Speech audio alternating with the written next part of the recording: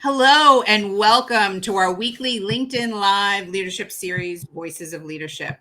Thank you so much for joining us today. I'm Kathy Eastwood, your host and founder of E equals Y. Each week, we explore the fascinating world of leadership, featuring voices from various generations, industries, and backgrounds. A team's job is to deliver business results. It's the role of the leader to really empower, inspire, and enable the people and the team to deliver on those results. And there's actually a formula of how to do this. It's the E3 leadership code. Express the end vision, engage people the way they want to be engaged, and execute with precision, all powered by emotional qualities.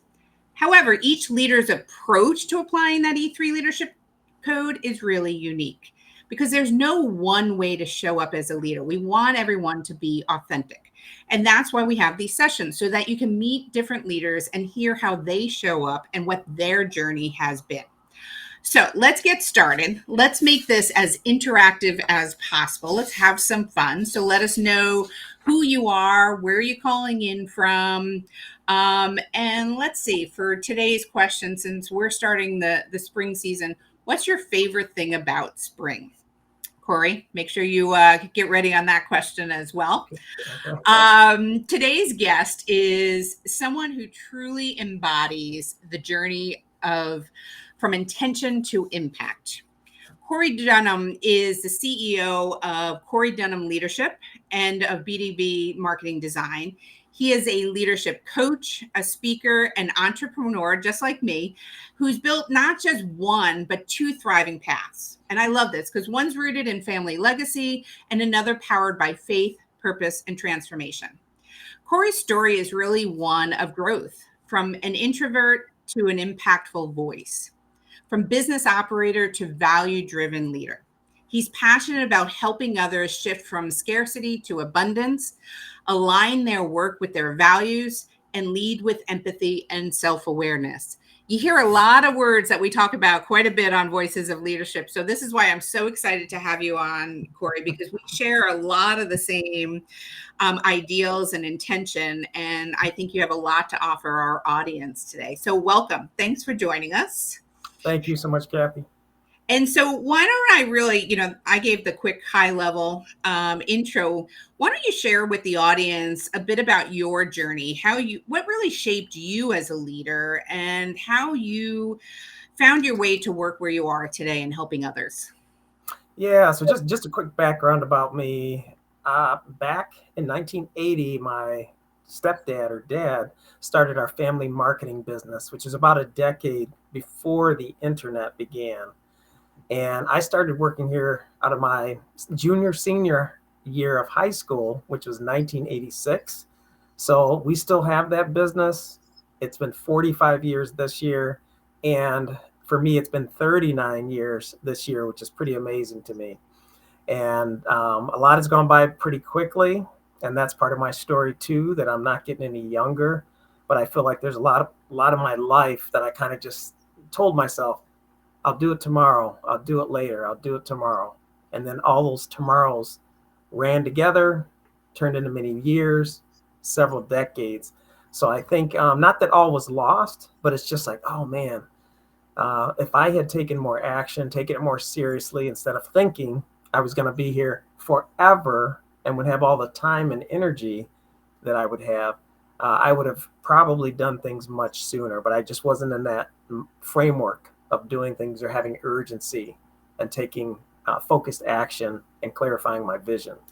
So in the last 3 years, because of some challenges and things in my life, both personal, also in business after the pandemic happened, that helped me to really clarify and dig deep as to what's important to me.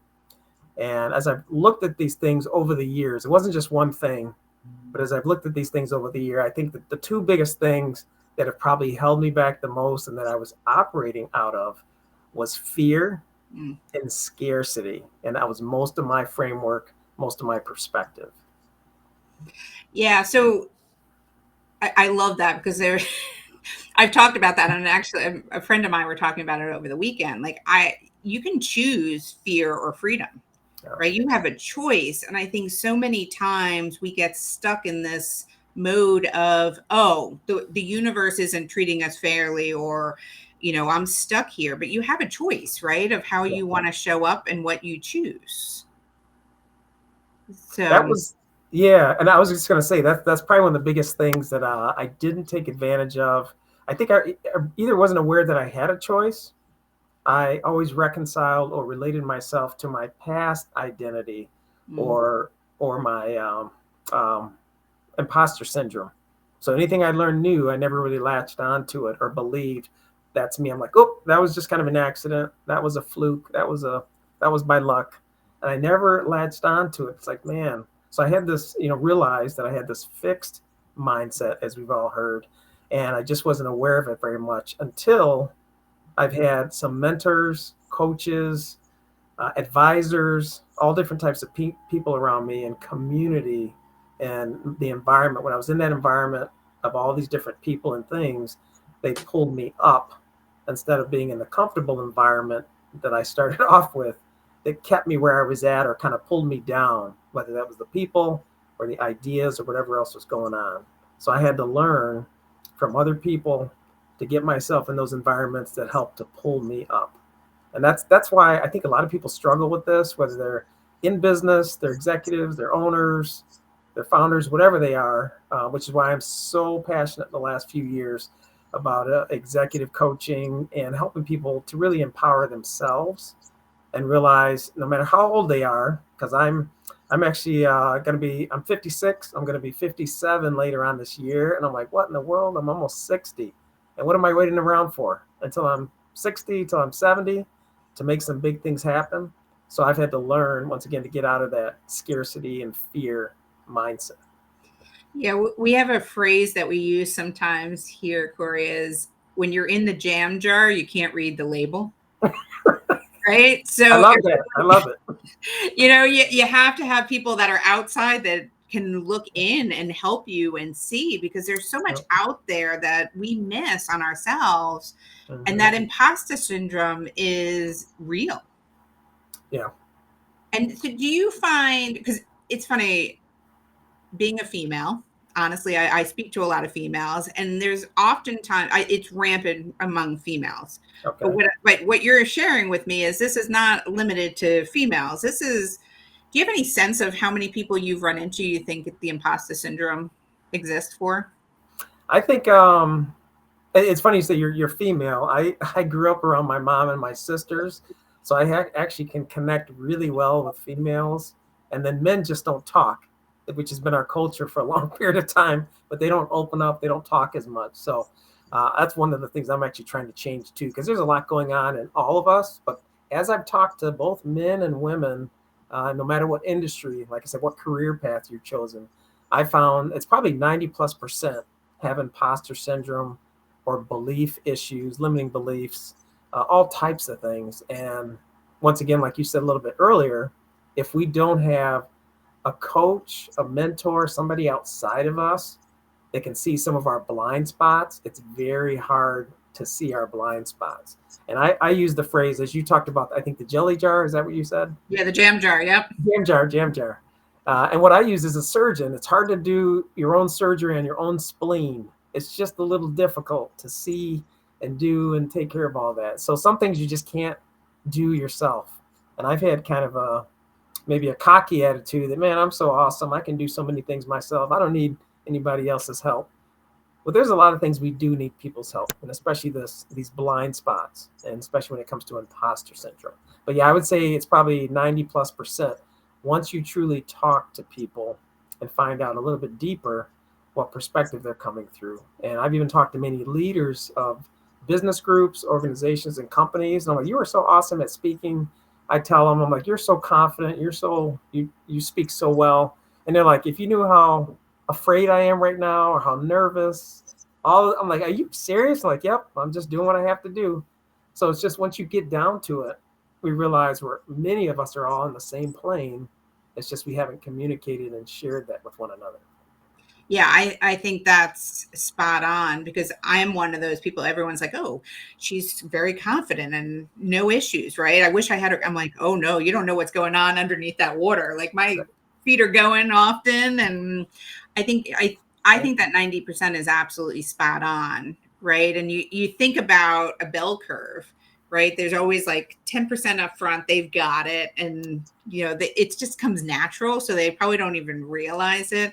Then you got the bulk in the middle. And I think that's where most people are when it comes to they need help. We can't do this alone, and we would just, it's kind of been my theme this week, Cory. It's been interesting. Almost everyone I've spoken to over the last week, it's come back to the successful leaders have someone in their corner helping them see the label on the jam jar.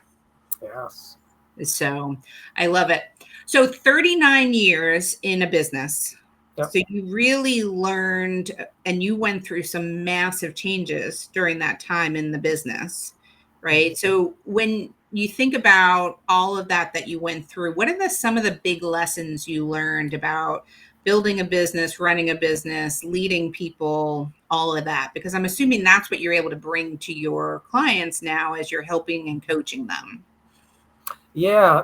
There's a couple of things on mindset, perspective, and also to adaptability are the two things that come to mind.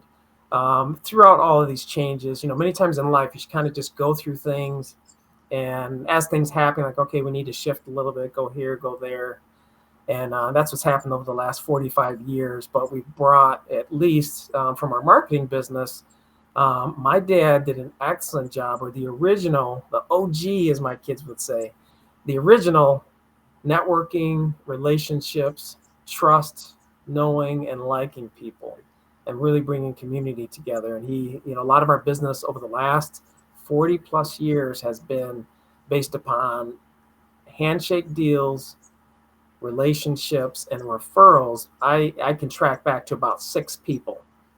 And from those, we've had many different opportunities to work with a multitude of companies. As some of those original people moved on to different organizations, we've also then helped those organizations because those people said, hey, we're going to bring Cory and Bob with us, where we go. They did a great job. They gave us great quality service, everything else like that. So I learned a lesson on that because I was tracking, this was a long time ago too, over 15 years ago. I was like, where do we get our business from? And, we do marketing for people, but I'm like, we really don't do any marketing for ourselves. So it was pretty amazing for me to think of that. I'm like, that is weird. But then I learned and understood what that was. The other piece of that is the adaptability piece is just being flexible. So some of the things we were doing, like when the pandemic happened 5 years ago and we were on shutdown, what are we going to do? Well, we just happened to have the right client mix of people that we were doing a lot of our stuff, mostly virtually anyway. A lot of the stuff we were doing for website development, marketing services, marketing strategy. So not too much change there. So we were extremely fortunate and blessed with that. And then things have changed even more in the last 5 years as things have trickled down. Some companies have gone out of business. Some have grown tremendously, but that's an adaptability thing too. And that's where I've had to really shift and become more proactive than what I was on how can we serve our community out there? How can we serve and create value for people out there? Because one of our biggest revenue generators 20 years ago, 25 years ago, which is crazy to say, was doing website development. And that was pretty much before the do-it-yourself market or do-it-yourself culture that we have. And so now everybody can do their own website, or AI can do your website for you, all these kinds of things. So we've had to create different types of services, which also fueled I had to push away my falsehood in terms of my identity crisis of, hey, I'm not that, and my imposter syndrome. And I had to learn to do new things. And I used to embrace things that I was like a pit bull. With whatever I was doing, it does not matter. I would say, man, I'm doing it this one way. I'm always doing it this way. I'm not stopping.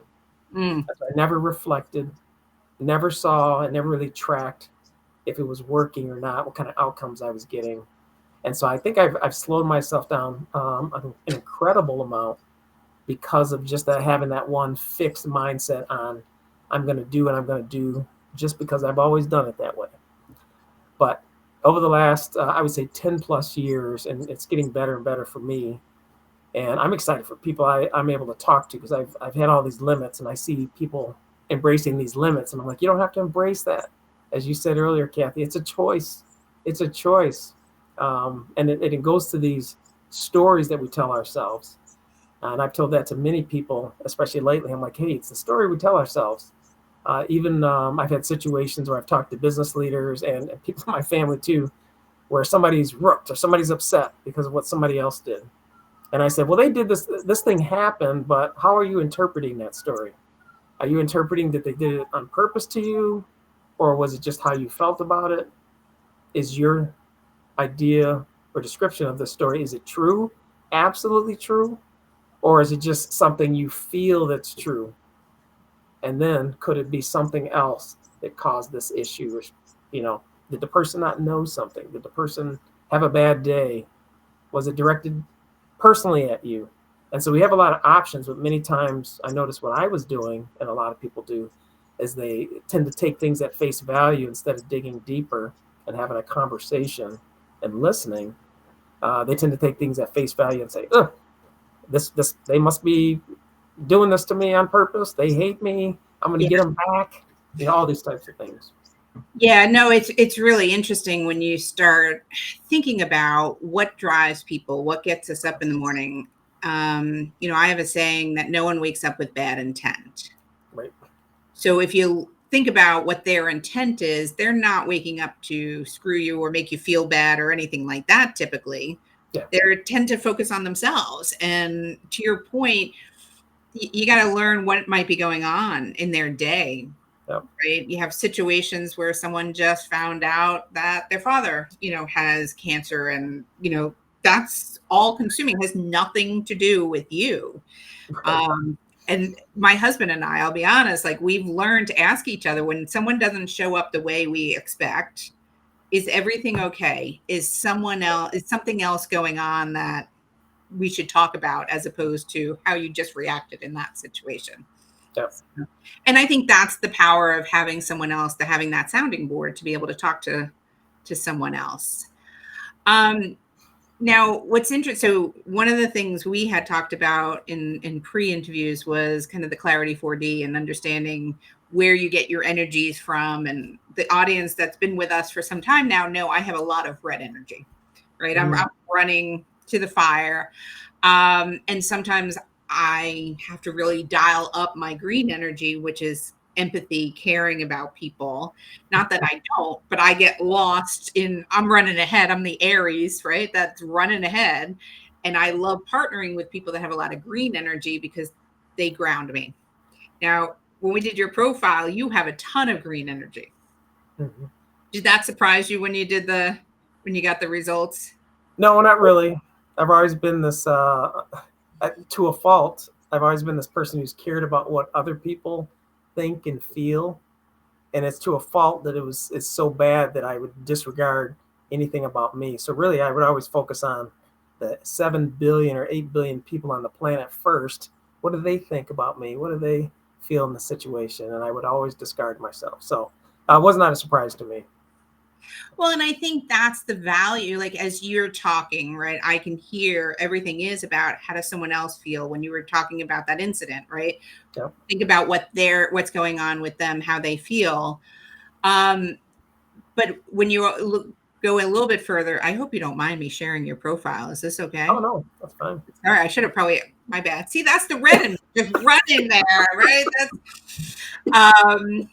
But we did talk about, like, the introvert side of you. That's where you get a lot of your energy from. It. I assume you get your energy when you are able to reflect and be alone. It's actually, it used to be that way.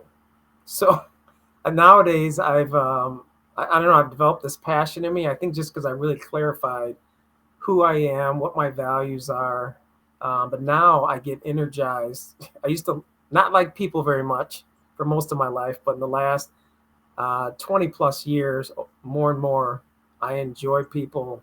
I enjoy speaking to them in front of groups, all this stuff. So people don't know that I have this introverted side of me, but I can see it pretty well. I'm like, ooh, these tendencies are coming out. Is it appropriate in this situation, or do I need a recharge? So I try to look at more of the balance of situations, what the balance is and different things. So yeah, but I'm shifted more toward the extroverted is Well, what it feels like. but where do you, so Yeah. does that exhaust you? If you spend a day at a conference talking to people all day long, Yeah. you know you need to set yourself up for success by going and spending the next day reading or reflecting or, just catching up on stuff by yourself? Yeah, I'm kind of a weird one that way. I think I'm the other direction. I get more fired up, more excited. I want to be around people more as I've done that. But early on, once That's again, how. shifting everything and fighting either who I was at this time, saying, "Oh, that was my past, and I really related to it, so I can't change. I can't grow in any of this." That's when I would want, "Oh, this is too stressful to be around people. I do need the rest." But now, since I've embraced this other side of me, I can do stuff for myself, and I do a lot of individual things. However, now I embrace this people-oriented thing. So I love community. I love being around people, and I think it's mainly because of my passion for empowering people and uplifting people. Because as people speak, you can kind of hear some of the language they use and the stories they tell themselves, and you can tell, ooh. And I've always, whether it's inside of work or outside of work, I've always tried to uplift and empower people, and that's my whole life. But I just never embraced that side of it. Well, I So it's think weird. I'm weird. yeah, but I think you're dialing up that green energy, right? Of caring about That could be. people. And so, kind of the question I had, and I'm sure some in the audience have, is how do you embrace that? So you made a conscious decision, right? Mhm. Or was it conscious? Let me ask that question of, I want to reframe this a bit and, I'm enjoying it. And can others learn to adapt and reframe? Yes, I would say that these are beliefs that we have, and I think if people have had the idea that I'm an old dog, can't learn new tricks, or it's very difficult for me or it's stressful. I was For me, when I said no to many opportunities in the past, I was saying no to like I had an opportunity to earn more money. This is a long time ago, to earn more money. And it was like, "Hey, Cory, do you want to, go to a college education course so you can learn to do this better?" And then for a company. And I was thinking, no, I don't want to do that. I don't want to learn more. I don't want to go back to school. I don't want to do any of that. But I wasn't answering the right question of, do I want to grow? Do I want to contribute more? Do I want to have a bigger impact? So asking questions is probably a big of myself and then other people is a big thing in how you can determine your direction in life, your impact, your power that you have, and then being adaptable, being able to say, hey, I can change my beliefs. I can learn something new. I can be empowered more than I was. Yeah, there's that growth mindset. I keep hearing that come through as a common theme for you, right? It's Mm-hmm. to adaptability, it's your mindset, but we can grow and we can change. Yes. And that's powerful. When you think about leadership, how would you describe your leadership style when you're working with others? And what do you mean by that? Tell me more. When you've got a team that you're influencing, whether they report to you or others around, how do you think about how to help inspire and enable them? What's your style? What's your preferred method? Yeah, that's it's evolved over time because I was so introverted in the past. And then I started taking on roles and saying yes to opportunities to be in more leadership positions. Um, so I was very hands off, and I still am kind of hands off now. And I've had to figure out, because I've part of this too. Here's part of my mindset from the past was in this old school. Since I was in the workforce in the 80s, 90s, early 2000s, it was more of old school to say, hey, if you're not getting paid, we work once we start getting paid. Now we have a culture that's so opposite of that, it's like, hey, give value so people can know, like, and trust you. And then ideally you might have find some clients and get paid from that. So I've had to shift my mindset from getting paid first to now giving value. And I try to do that same thing when I'm running my organization helping other people in their businesses, or the volunteer organization, which I'm still the president of, a local business group, that we have about 110 businesses in our group. And I've had to learn, how do you get people motivated when they're not being paid? We're all volunteer. And I've had to clarify my own values, how much time we should spend, because the previous board was 80-20. 20% of the people did 80% of the work, which is not good. And people Pretty got common, burnt. unfortunately, with I agree. And that's one thing I said, I'm going to change this. Because I said, I had to stand my ground, which I typically have not in the past. But I've had to learn to stand my ground and say, I am not going to spend all this time. I have businesses that I'm running. I have a family. I currently have been married 25 years this year, going on 26 later on this year, 3 young adult kids. But I've had to learn to balance all of that, where I was a workaholic before. That was not good for my relationship with my wife. I don't feel a good father, as good as I could have been, good husband, all of that stuff. So I've had to shift a lot of that stuff around to be more balanced toward the values and vision that I currently have. So with these volunteer groups, I had to say, what's going to make sense? Because everybody has a job, everybody has a business. How are they going to help this cause and be worthwhile? So I really had to ask better questions. I had to set boundaries for all of us. And I also had to tell them, please, please, please don't be a showboater and try and do everything. Wear yourself out. Raise your hand if you need help. And I had to be the first one to say, pick me, Cory. If you need help, come to me first, and then we'll figure this thing out. But and over time, I started being president in January of 2020, which is, I think, 2 months before the shutdowns happened in our state of Michigan, at least. About 2 months later, the shutdowns happened from the pandemic.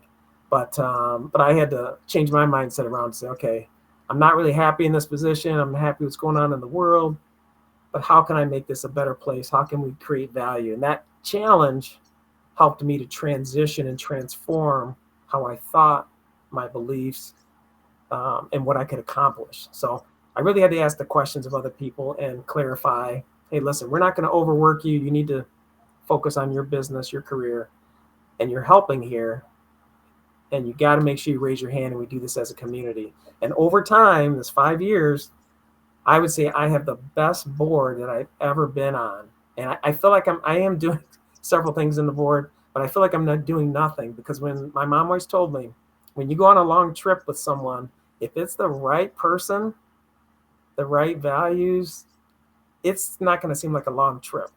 But if you go with the wrong person, or you're with the wrong community or group, it can wear you down so quickly.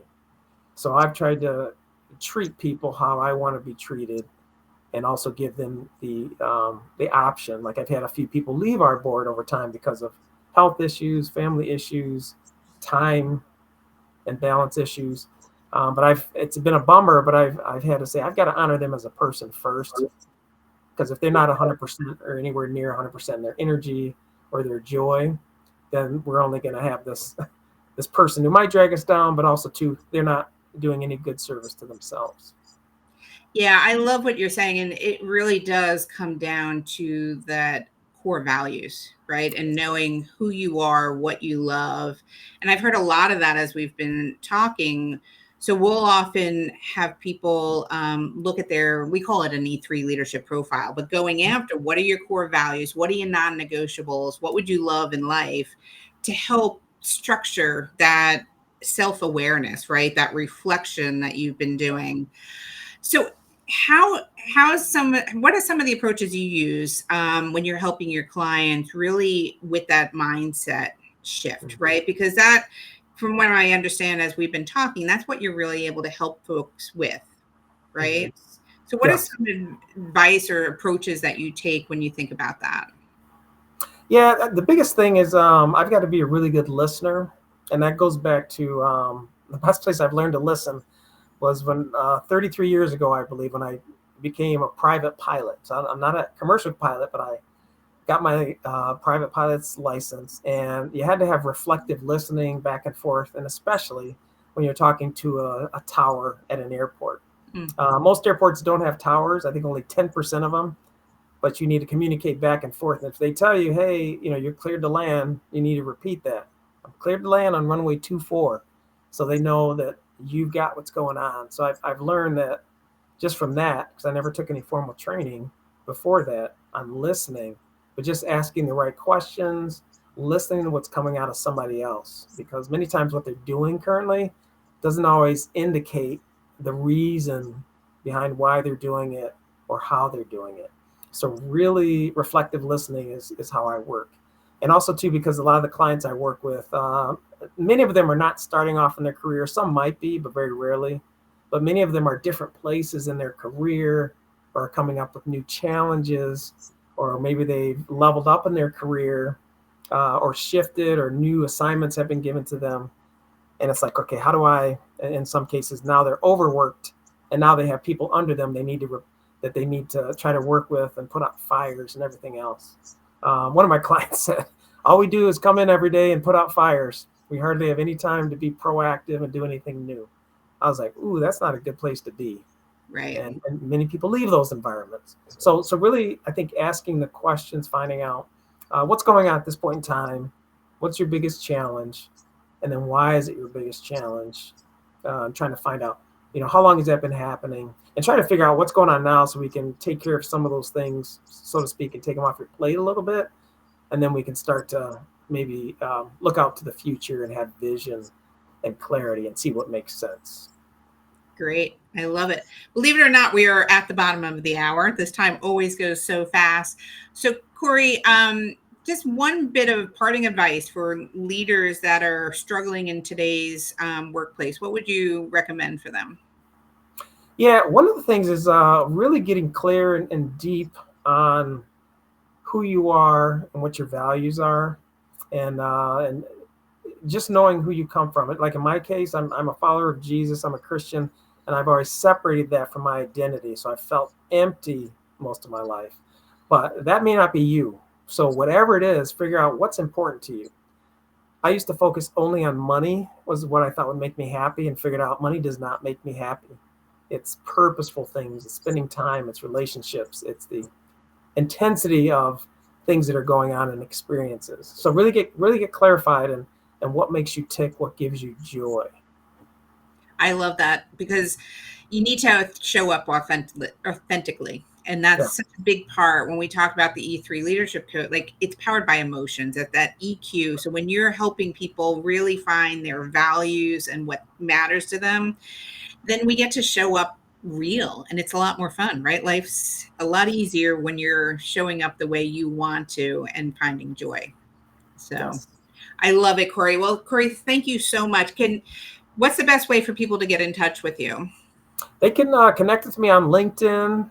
They can also message me if they wanted a one-page PDF of some of the things I talked about here today, or some frameworks that can help them out. And then too, I would ask for their email address in that case. But connect with me.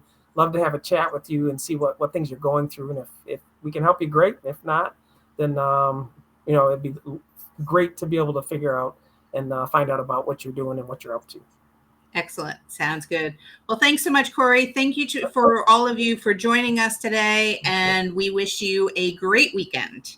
Happy leadership.